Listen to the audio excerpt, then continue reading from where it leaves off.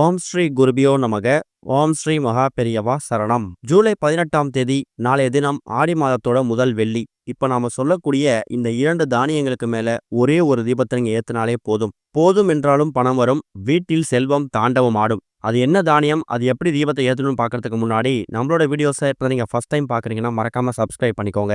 தொடர்ந்து இந்த மாதிரி அப்டேட் தெரிஞ்சுக்கிறதுக்கு பக்கத்துல நோட்டிஃபிகேஷன் பெல்லை கிளிக் பண்ணி ஆல் அப்படிங்கிற செலக்ட் பண்ணிக்கோங்க. இப்போ என்ன தானியத்தின் மீது என்ன மாதிரி தீபம் ஏற்ற போறோம் அப்படிங்கிற பத்தி தெளிவா தெரிஞ்சுக்கலாம்.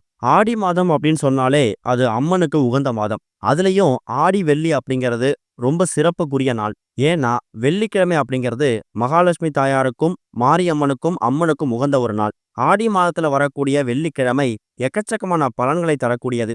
அப்படிப்பட்ட ஆடி வெள்ளிக்கிழமை, அதுவும் ஆடியோட முதல் வெள்ளிக்கிழமையில எந்த முறையை வழிபாடு செஞ்சா அம்மனோட அனுகிரகத்தையும் ஆடி வெள்ளிக்கிழமையில குலதெய்வத்தோட அருளை பரிபூர்ணமாகவும் பெற முடியும் அப்படிங்கிறத நம்ம கண்டிப்பா தெரிஞ்சுக்கணும். வெள்ளிக்கிழமையில பொதுவா நம்ம காலையிலேருந்து சுத்தபத்தமா குளிச்சுட்டு வீட்டோட பூஜை அறையில பூஜை செய்வோம். அதுவும் மகாலட்சுமி தாயோட வழிபாடு அப்படிங்கிறது ரொம்ப முக்கியம். குறிப்பா சுக்கிரஹோரையில செய்யக்கூடிய வழிபாடு பலவிதமான பலன்களை தரக்கூடியதா இருக்கு.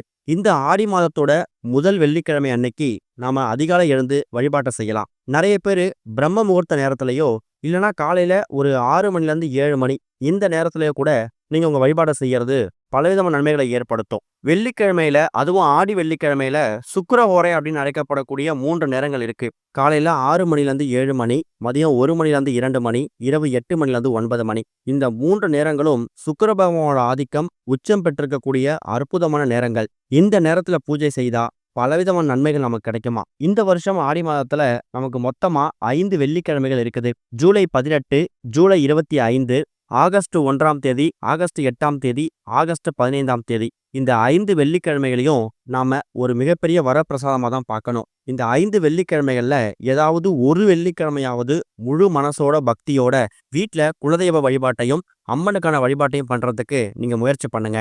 ஆடி வெள்ளிக்கிழமையில அதிகாலை எழுந்து பூஜை அறை சுத்தம் பண்ணி பூஜை அறையில தாமரை மலர் கோலம் போடணும். வீட்டோட நிலைவாசலை பெருக்கி கழுவி சுத்தப்படுத்தி மஞ்சள் கலந்த தண்ணீரால நீங்க தெளிச்சு விடலாம். வாசல்ல கோலம் போட்டு அந்த கோலத்துக்கு நடுவுல பூக்களால் அலங்காரம் செய்யலாம். சின்னதா ஒரு சொம்பு தண்ணீர்ல வேப்பிலை, மஞ்சள் தூள், பச்சை கற்பூரம், ஏலக்காய், கிராம்பு இந்த பொருட்கள் எல்லாத்தையும் அந்த சொம்பு தண்ணீர்ல போட்டு உங்க வீட்டோட நிலைவாசல வைக்கலாம்.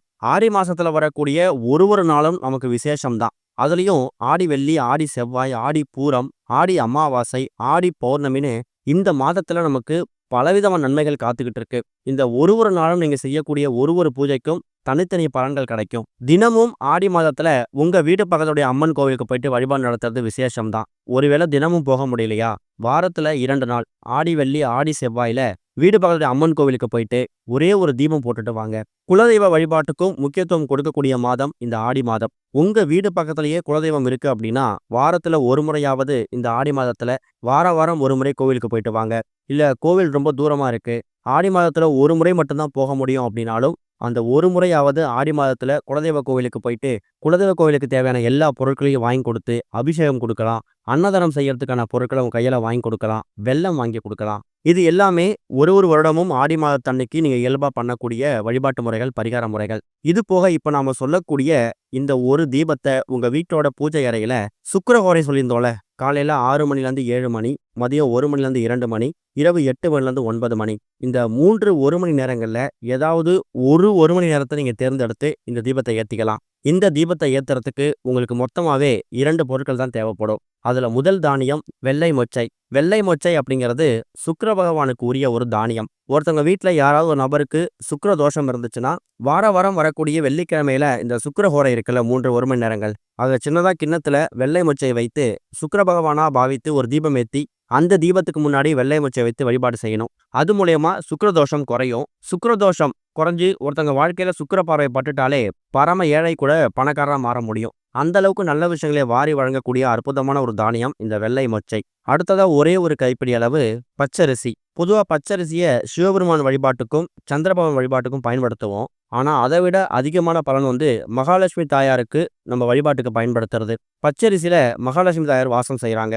வீட்டுல குறையவே கூடாத பொருட்கள்ல முக்கியமான ஒரு பொருள் அரிசி.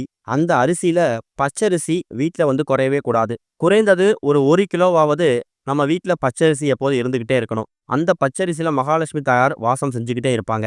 அந்த அளவுக்கு பரிபூர்ணமான அருளை தரக்கூடிய இந்த பச்சரிசிய ஒரு கைப்பிடி எடுத்துக்கோங்க.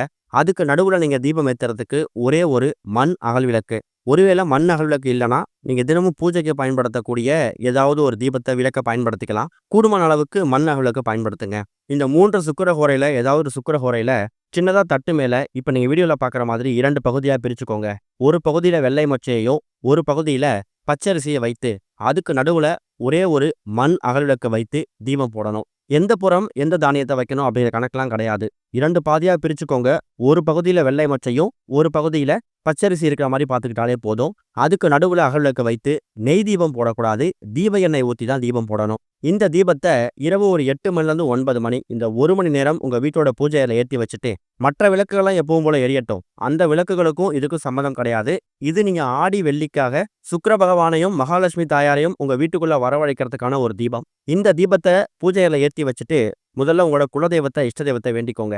அதுக்கப்புறமா வெள்ளை மொச்சை வைத்திருக்கக்கூடிய அந்த ஒரு பகுதிக்காக முதல்ல சுக்கிர பகவான மனசார வேண்டிக்கிட்டு, எங்க குடும்பத்துல யாரையாவது நபருக்கு சுக்கிர தோஷம் இருந்துச்சுன்னா, அந்த சுக்கிர தோஷத்தோட அடி ஓங்கி விழாம தாங்கி விழணும். கிரகதோஷ பாதிப்புகள் படிப்படியா குறையணும்னு சுக்கிர பகவான வேண்டிக்கிட்டு, அடுத்தது அந்த பச்சரிசியை வைத்திருக்கிறதுக்காக மகாலட்சுமி தாயாரை மனசார வேண்டிக்கணும். மகாலட்சுமி தாயாரே, எங்க வீட்டுக்குள்ள வந்து நீங்க பரிபூர்ணமா அமர்ந்து எங்களுக்கு எல்லா விதமான செல்வங்களையும், வளங்களையும் வாரி வழங்கணும்னு வேண்டிக்கோங்க. அதுக்கப்புறம் உங்களோட அன்றாட வேலை பார்க்கலாம். இரவு சரியா 8 மணிலேருந்து 9 மணி வரைக்கும் ஒரு 1 மணி நேரம் இல்ல ஒரு 1/2 மணி நேரம் இந்த தீபம் வீட்டோட பூஜை அறையில எரிஞ்சாலே போதும். எரியக்கூடிய அந்த நேரத்துல வீட்ல மகாலட்சுமி தாயாருக்குரிய பாடல்களை பாடுறது, படிக்கிறது, இல்ல வீட்ல ஒலிக்க விட்டு கேட்கறது, இந்த மாதிரி விஷயங்கள் மட்டுமே பண்ணுங்க. தேவையில்லாத விஷயங்கள் பேசுறது, கோபப்படுறது, அடுத்தவங்கள திட்டுறது, சினிமா பாடல்களை ஒலிக்க விட்டு கேட்கறது, டிவி பார்க்கறது, இந்த மாதிரி விஷயங்கள் எல்லாத்தையுமே கொஞ்சம் தவிர்த்துங்க. முழு பக்தியோட வீடு முழுக்க சாம்பிராணி போட்டு இந்த ஆடி மாசத்தோட முதல் வெள்ளிய இந்த முறையில வரவேற்றீங்கன்னா, கண்டிப்பா மகாலட்சுமி தாயாரும், சுக்கிர பகவானும் உங்க வீட்டுக்குள்ள வந்து அந்த தீபத்துல அமர்ந்துடுவாங்க.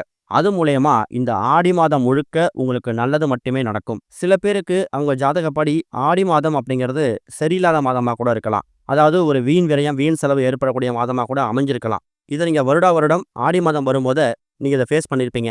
அப்படிப்பட்ட நபர்கள் எல்லாமே இந்த தீபத்தை ஏத்தி வச்சுட்டு மனசார பிரார்த்தனை பண்ணுங்க. எந்த விதமான பாதிப்புகளும் இல்லாம இந்த ஆடி மாதம் மற்ற மாதங்கள் மாதிரியே கடந்து போறதுக்கான வழிவகையை ஏற்படுத்தும். சரி, இந்த தீபத்தை ஏத்தி முடிச்சிட்டீங்க. அதுக்கப்புறம் என்ன செய்யணும்? தீபத்தை மற்ற விளக்கெல்லாம் எரிய வரைக்கும் எரிய வச்சுட்டு அதுக்கப்புறம் குளிர வச்சுடுங்க. இரவு நீங்க தூங்க போயிடுங்க. மறுநாள் சனிக்கிழமை ஜூலை 19ஆம் தேதி காலையிலேருந்து சுத்தபத்தமா குளிச்சுட்டு வீட்டோட பூஜை அறையை சுத்தம் பண்ணும்போது, அந்த வெள்ளை மொச்சையை எடுத்து உங்க வீட்டு மொட்டை மாடிக்கு வரக்கூடிய காக்கை குருவிகளுக்கு தானமா போட்டுருங்க. அந்த பச்சரிசிய கொஞ்சமா நசுக்கி பொடி பண்ணியோ, இல்ல அப்படியே எடுத்துட்டு போயிட்டு உங்க வீடு பக்கத்துல இருக்கக்கூடிய மதில் சுவர்கள்ல இருக்கக்கூடிய எறும்பு புற்றுகளை போட்டுட்டு வந்துருங்க. ஒரு 500, 1000 எறும்புகளாவது அந்த பச்சரிசியை சாப்பிடும். அது மூலியமா ஒரு தானம் செய்த பலனும் வந்து சேரும். காக்கை குருவிகளுக்கு போடுறதால காக்கை குருவிகளும் அந்த வெள்ளை மொச்சையை சாப்பிட்ரும். அதை நீங்க பயன்படுத்தணும் அப்படிங்கிற கட்டாயம் கிடையாது. ஒருவேளை முதல் வெள்ளிக்கிழமை ஆடியோட முதல் வெள்ளி இந்த தீபத்தை ஏத்த முடியலன்னா, ஆடியோட 2வது வெள்ளிக்கிழமையாவது இந்த தீபத்தை ஏத்துறதுக்கு முயற்சி பண்ணுங்க.